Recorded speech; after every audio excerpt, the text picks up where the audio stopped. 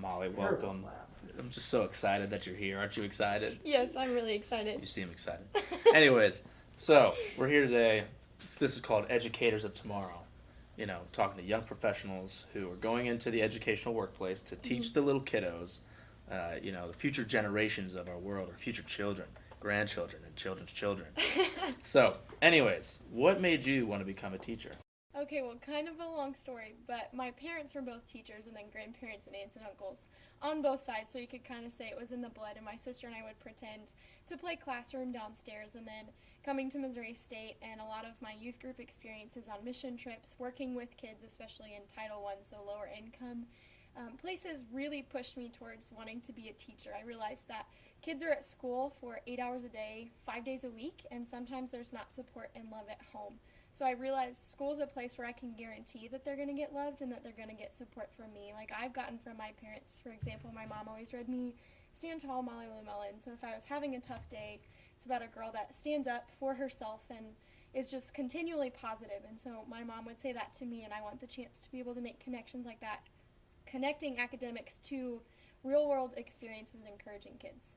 Perfect. So your mom and dad were probably the strongest components proponents pushing you to be a teacher? Yes, absolutely. And then I had some really good teachers along the way. I remember my 5th grade teacher, her name was Molly Euler, so I thought we were the coolest because we had the same first name, but she would always encourage us and push us to think past school. Like, what are you going to do after school? You can make a difference. Don't waste your time. And I remember she would say, good, better, best, never let it rest until your good is better and your better is your best. And so little fun things like that she would say to us that really made us all feel special because we knew she meant it. And so definitely having a lot of great teachers from my hometown and then in my family showing me what a good, caring teacher can look like. Wow, that's very good. That's a mouthful for a saying. Absolutely. Did you have any negative experiences that you can use and say, I saw this, I didn't like this, and I'm going to push myself away from that? Yes. So I am not an upper grades person. I like the younger kids, so maybe it's a different personality taste. But there are some teachers who can spit it back real quick at kids with their sarcasm or their wit, when I'm more of the loving approach. So I think I've had some teachers that did that with me and it didn't go over well, or I've seen it with another kid where I can see that it's not going over well with them. So I think definitely I've seen a couple styles that I don't super love, and I've got to learn from them, and then picking something from each teacher that I do like and want to take away, and something I maybe want to steer away from. What kind of student were you when you were, so you're going to teach preschool, right? Yes. So you're teaching preschool. What kind of student were you when you were preschool, kindergarten? Were you crazy, wild, all over the place? Were you calm? And I think I was probably more calm and collected, definitely the teacher's pet kind of kid, just where I wanted to do all the homework on time, and then if I got done, I wanted to help do the teacher's job. So I wanted to sort things out in mailboxes, or I wanted to help grade papers. So kind of already starting to want to move towards teaching, even as early as preschool. Sounds like you were an assistant teacher from a young age. Yes. So this book means a lot to you. Obviously, it has your name. Are there any other, things that push you to want to be a teacher? Books, stories? Yeah. What's one maybe saying your mom or dad told you that's like, this is what I want to do? Do you have anything like that? Yeah, definitely. So part of my teaching philosophy, or what we call in the education world, is kind of what drives you. I heard this quote. Her name's Linda Conway, and I found it online randomly one time, and it just kind of pushed me even further. It says, it's not about what's poured into students, but what's planted. So really thinking, okay, I can teach them math, or I can deal with this problem that's obviously going on in their life. So really moving towards the success of the whole child instead of just academically. So I think that saying has really pushed me forward in who I am in my classroom management and discipline and even teaching curriculum. Awesome. Cool.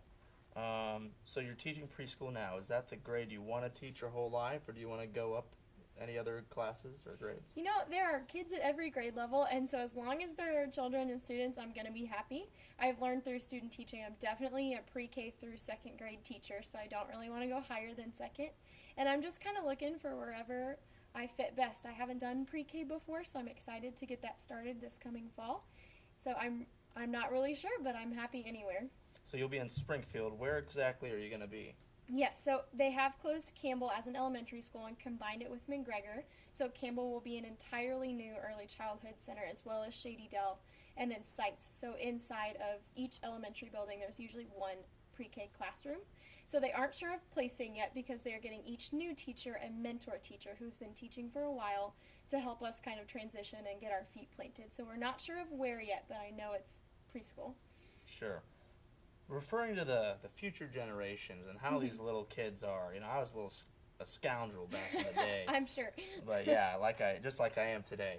What are these future generations looking like? Are these kids people that want to learn? Are they lazy? What's kind of the feel that you've gotten?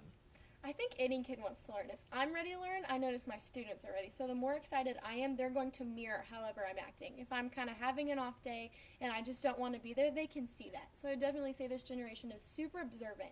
They do things like the dab in the hallway or flossing or whatever that dance move is. So they notice and they watch what we are doing. So I make sure that they are watching me and seeing me be excited and ready to learn, and that eliminates almost all the laziness right off the bat. What is technology playing? Where does that play? Yeah, definitely. So Springfield especially is huge on technology. We use a lot of adaptive software, so that means things like Dreambox for math. It's kind of math games where students don't totally realize they're doing math, but they are. And then the similar thing with Lexia for reading. And there's lots of games on iPads. Usually a K2 classroom will have a set of iPads, and then once you go 3 and higher, they have a Chromebook that they get to take home at night. So there's definitely a lot of teaching happening on technology, and I'm all for it. For example, my favorite app is one called Chatterpix, and students can take a picture of something that they've colored and then draw a mouth on it and record their voice, so their picture will read their story back to them. Wow, that's crazy. Very cool. So you see technology as a good thing? I do, yes, in moderation. I don't think a classroom should be fully technology, but I think it should definitely incorporate some of the benefits that can bring. Are these preschoolers, do they have cell phones? Definitely not. Okay. Some of them might have one, but they definitely don't come to school. Yeah. How that affects. Springfield community, parent involvement. What have you seen? Okay. So as far as parent involvement, it really does make a big effect. You can tell when a parent's not involved based on how their child's acting at school. Or if something happened at home, it's really easy to tell that morning based off of simply facial expressions as students are coming down the hallway. I think that's one of the most important times of the day for me, is to be standing outside as the students come down the hallway, so I can try and read each of their faces as they're coming to me to kind of figure out what I'm working with for that day. But parents being more involved in the classroom brings more benefits to the classroom because there's more experiences for those children to tie it to, as well as just support and knowing that, hey, mom and dad or whoever's at home has my back. Right. So parent involvement, is there a lot of parental issues in Springfield? Are these kids kind of without a parental figure that's really helping them, so they need teachers, or what's that look like? It depends. It varies from each student and then even from building. I have a mix in my classroom right now. I have some students who don't have a lot of parent support, so getting that extra love and attention is really important, or reading their faces early on. I've learned that if I can be proactive and try and read things before they happen, we can stop a lot of problems that way, and being sure that I'm responding to a student instead of reacting, because at home that may not be the case. But in my classroom right now, and I'd say in most of Springfield, it's pretty well balanced between really, really involved parents and then ones who are not as much. And then we'll end on this, just the one last thing. Who's that one teacher for you that really encouraged you outside of your parents? What's their name and why, and a few words that you can think of. Did they push you to be a teacher? Okay. I can think of so many, but that popped into my head when you said that was Tiffany Neal. She's my cooperating teacher right now, and so she's been there through the job hunt, been there through all of the craziness of should I even teach, this is really hard, and pushing me and reminding me and pulling me aside after tough moments and saying, hey, let's talk about how you did and let's talk about how you can improve. So I think she was the most practical encourager right now, and even in the future I know she will be as well, but just encouraging me that you are doing this right, I can see change that you're making, look at progress. So definitely Tiffany Neal has pushed me into teaching quite a bit. Awesome. Cool. I think that's good for a little table talk.